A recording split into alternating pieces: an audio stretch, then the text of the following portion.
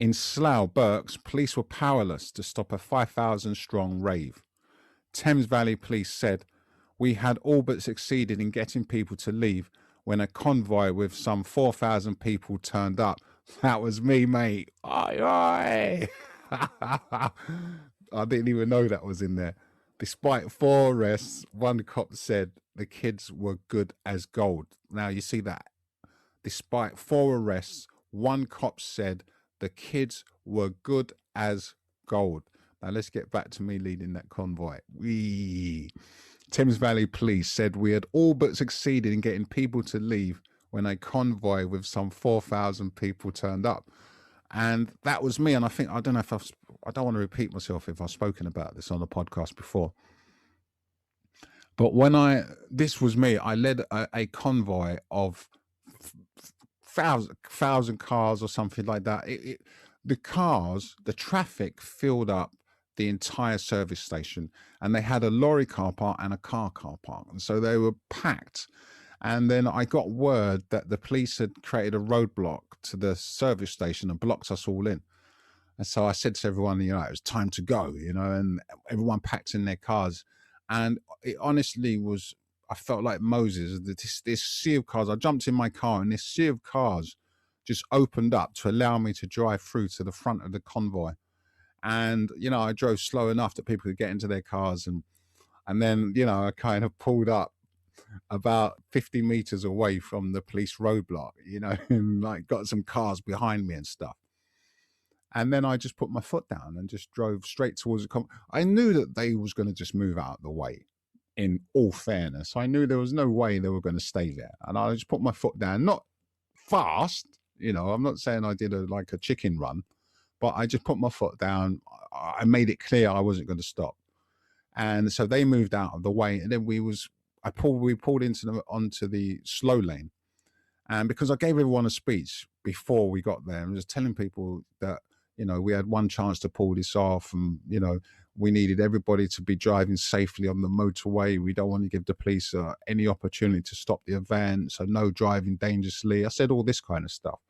And people were driving really carefully. And I remember, I think I have mentioned it on the podcast, but I remember looking in my rear view mirror and just seeing headlights as far as the eye can see.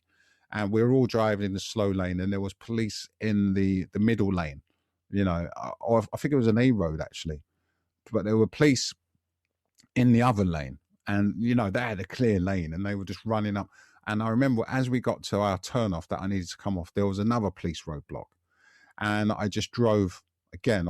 I just indicated to go left, and when I looked in the rear view mirror, I indicated to go left, and I could see all the indicators of all the cars just coming on, and they were all indicating to go left. And that was really exciting.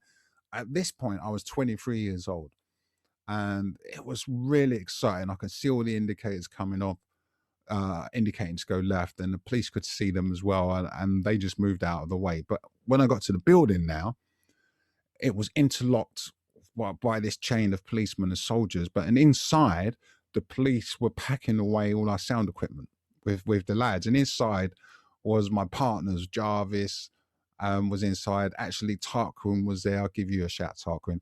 And my partner, Keith.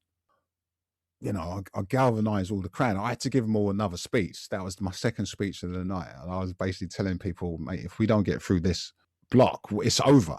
There's no more parties. So we have to get through here just to send a message out that we are not going to stand for our parties being stopped, because essentially that's what it was. This was something that we all loved. It was something that we all enjoyed. We wasn't in it for the money. We wasn't in it for the drugs.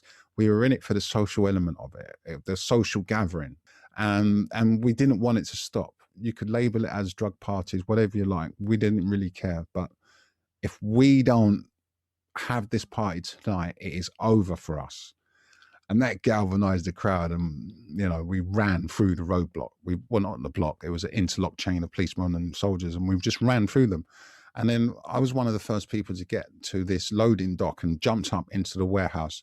And when I jumped up, I saw my partners were in there, Keith and Jarvis, but they were helping policemen to load the sound system into a van, And I just jumped up and I just shouted like, "Oh, you know," and just started shouting, just running towards them. And I had all these people behind me, and everyone was just running towards us. I mean, don't get me wrong, it was at the far end of the building, and we were just, because it was a huge building, and they were at the far end, and we were just running. And I can imagine what we must have looked like, because we all came through this one loading dock, and you know, I had thousands of people with me. You know, there was 1,000 cars, so you estimate there was more than one person in each car.